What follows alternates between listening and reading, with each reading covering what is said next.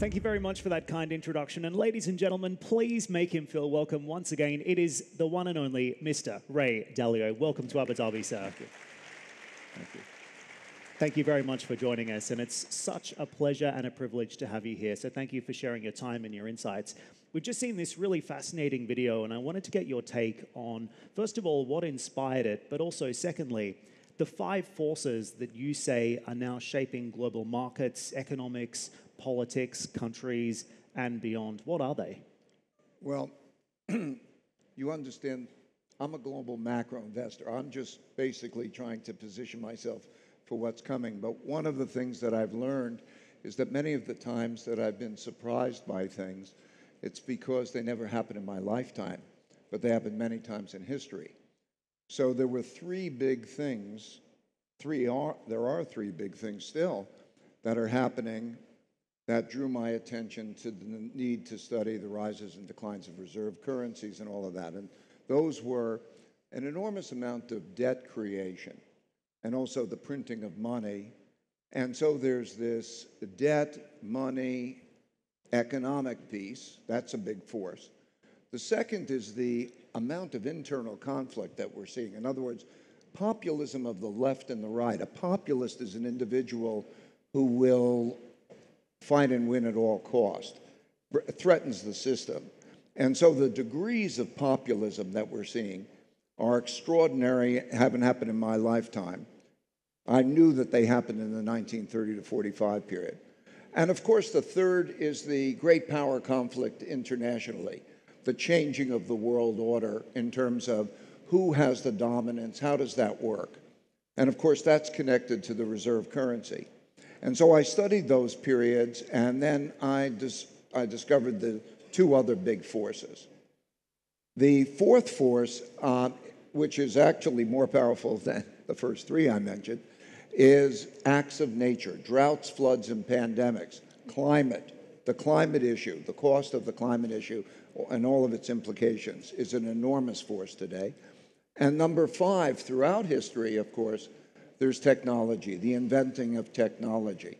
So, and they interact, and I watch how they interact, and by studying that 500 years and the Chinese dynasties for a long time, it's like watching the movie happen over the same time.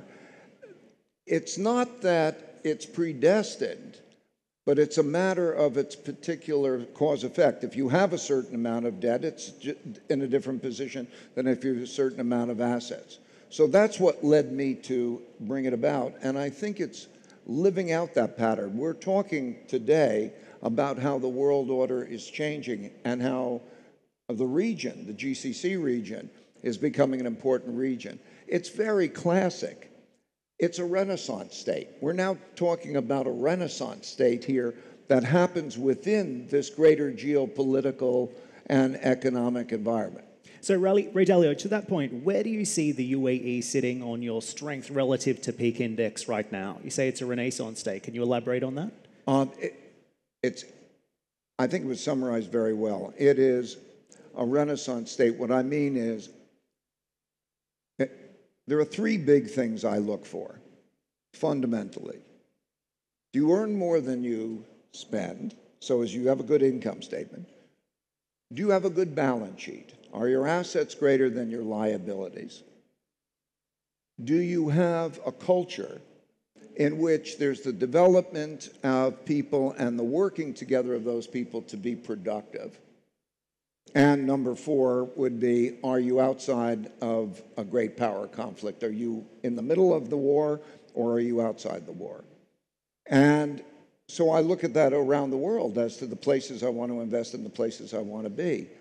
And this region is very, very attractive, and it is at the takeoff point for the reasons that were discussed in the other sessions. So I have a lot to ask you. I thought we could begin on one of the main forces, which is the financial angle, first of all. You're speaking to a room full of investors, capital allocators, a lot of them focused in on the region, but also around the world. So what would you say is the single most important market trend or theme that they need to be looking out for in the year ahead? Well, the single most important market that determines all markets is the U.S. Treasury market, right? So when we think, what are interest rates? What is the value of money? It is off of that curve that everything is compared to. So now the biggest issue is that Treasury market, because we have a situation where the United States has an enormous amount of debt. Debt is one man's debts or another man's assets, and you're holding that Treasury bond. And there's likely to be a supply-demand imbalance related to that. So let me just take a second on thinking about that market.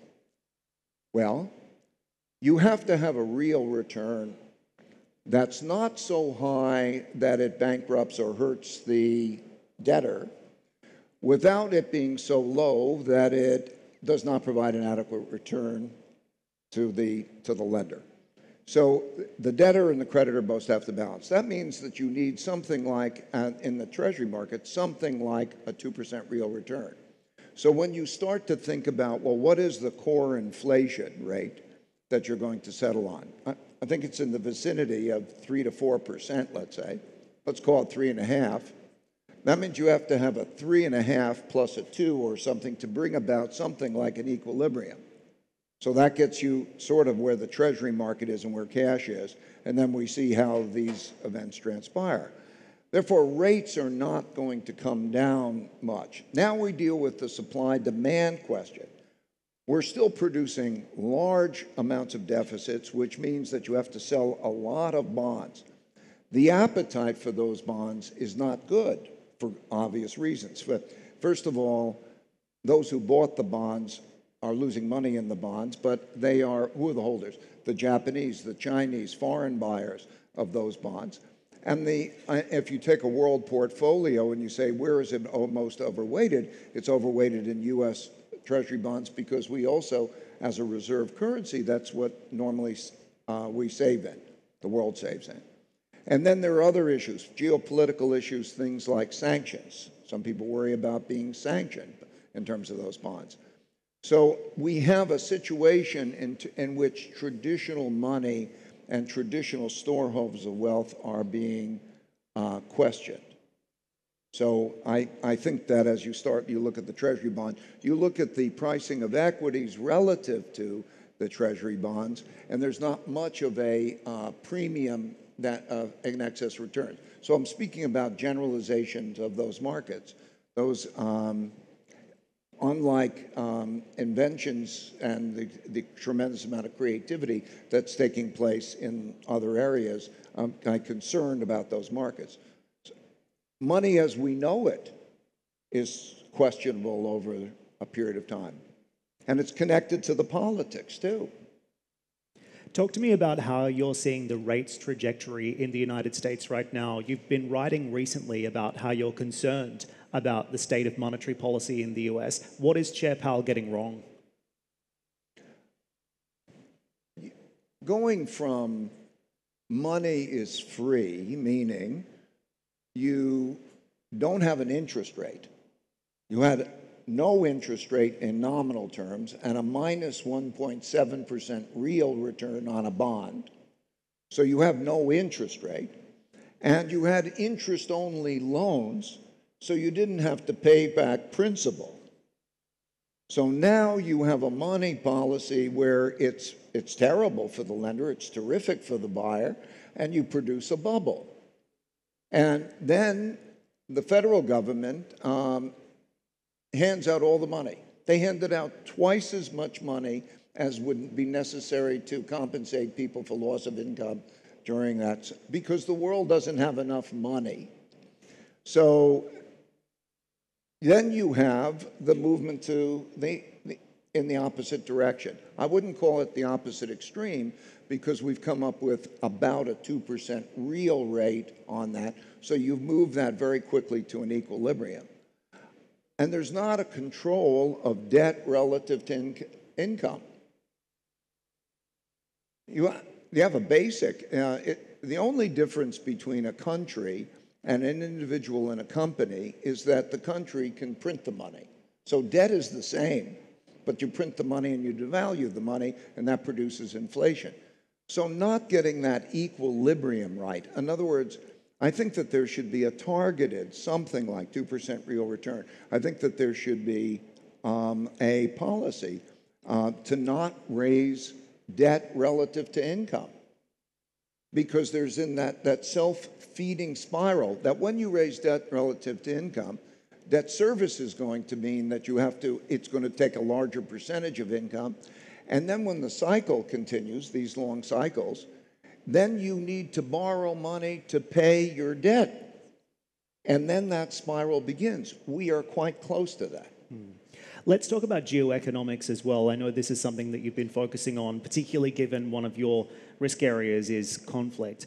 Right now, Elon Musk has been in Israel where this truce appears to be holding, thankfully. But at the same time, here in the UAE, we have COP28 coming right at the end of this week. So how do you explain what we're seeing in the region right now? Number one, on the conflict, is it anything different to what we've seen before? And number two, how does a country like the UAE respond to this on the cusp of what is one of the most critical events that this country will host this year and perhaps this decade? Well, in the broader sense, the bigger sense, you have now a serious war in Europe, you have a serious war in the Middle East, and you have a change in control.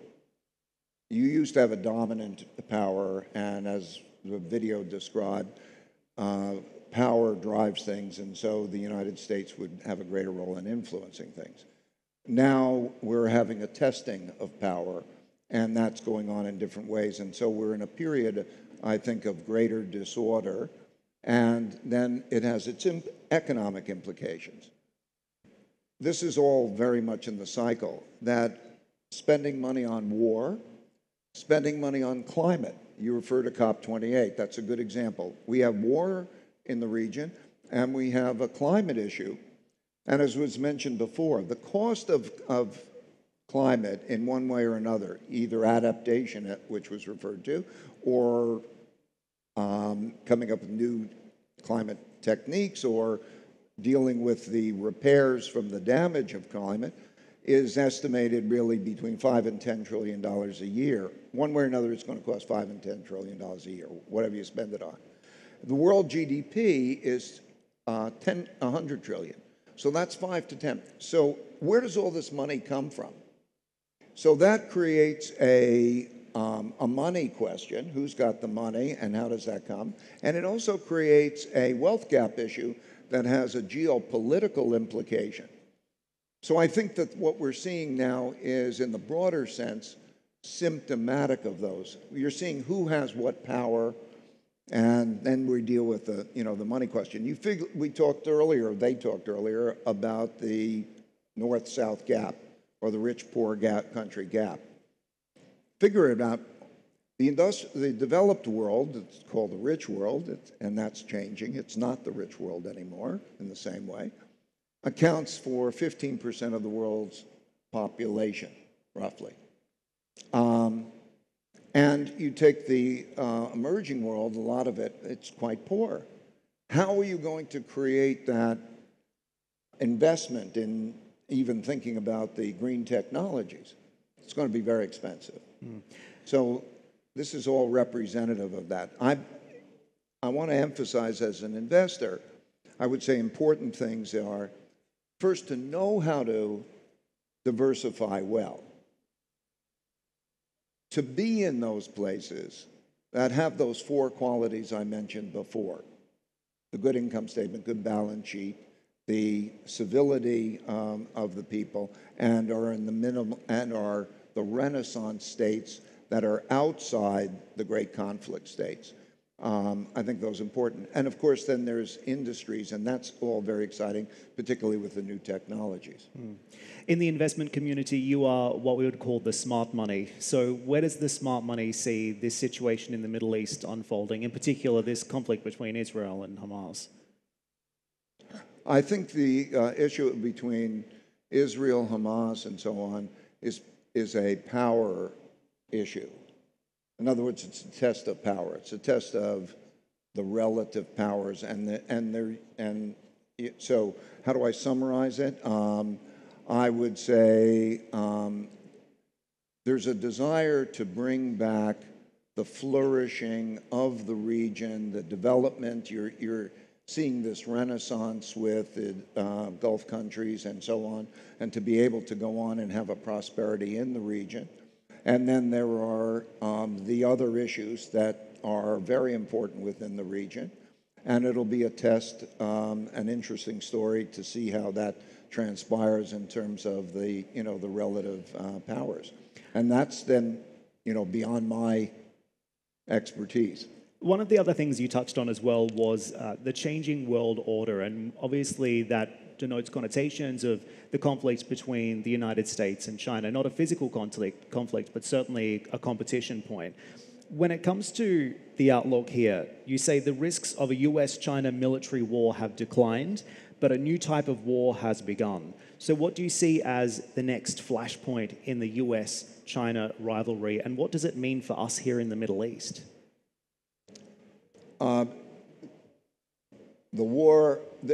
There's a Chinese way of fighting a war.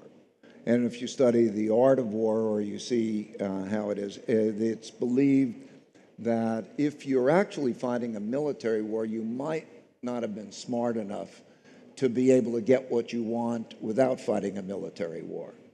And so the war that we're going to be seeing is increasingly the war of a competition behind the scenes, not as much as a military war, right? A strategic war. And that would mean, how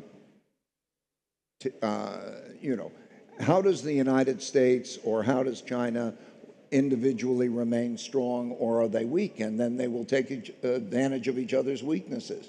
It'll be that kind of a war. The most important thing for any country is to be strong. So internally in the United States, do we have good leadership? Are we financially strong? Do we have social cohesiveness? Can we work well to be productive? And the same questions exist in China, and the same questions exist elsewhere. And that's the best immunization to a war, best way. Be strong, you're going to be okay. But there is this new war, which is not an overt military war. It is a much more strategic war of more like playing chess or playing Go. Mm-hmm.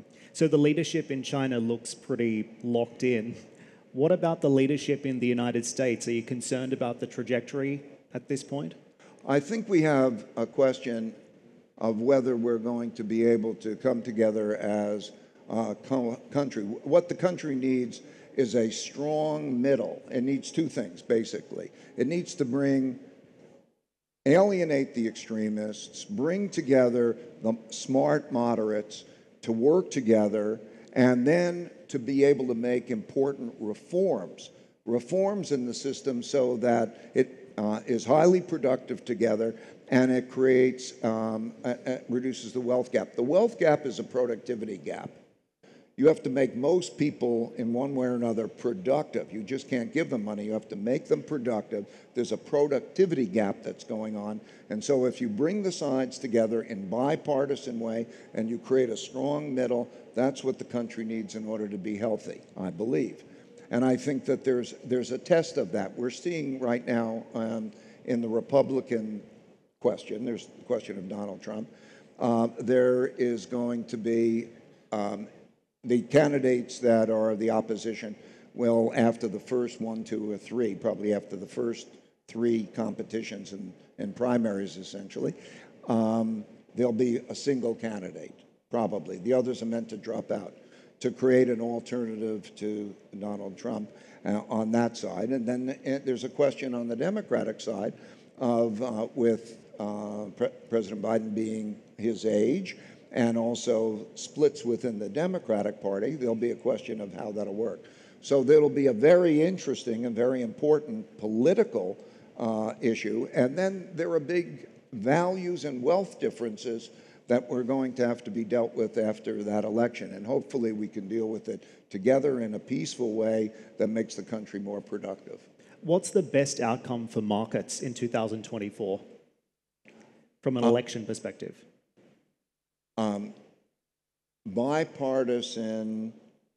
Strong bipartisan leadership. And then there'll be the dealing with the issues. The dealing with the debt issue will be a very important issue. The issue of, do you let the debts just accelerate because we do not want to enforce a debt limit? Or do you enforce a debt limit? There needs to be structural changes as to how that matter and other matters are dealt with. I guess the question we're asking in the region is, what would a second Trump presidency mean for the United States and its role in the world, and what would it mean for international markets? What's your view?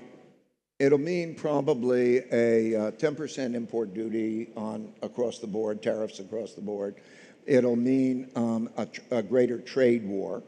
It would mean a greater nationalism and a greater challenge to be able to coordinate with other countries. It'll mean that the opposition side, which would, let's call it the moderate to extreme left, let's call it the middle on to the left, will have irreconcilable differences with that. It'll mean that we wouldn't get probably a lot of bipartisan leadership. It'll probably mean that more individuals will move to states. There'll be more emphasis of what are the states that are attractive to be in and others. That will change the economics of certain states, because you might have people in some states, New York, Illinois, California, and you have the move more. That changes the economics and the tax base. It'll have all of those types of implications. And similarly, if you had somebody who was less bipartisan from the left, it would have its similar consequences. That's why we need, I think, strong leadership, which is bipartisan leadership. And there's a real desire. The majority of Americans want bipartisan leadership, and think that those two candidates should not be presidential candidates. You don't think they should be candidates?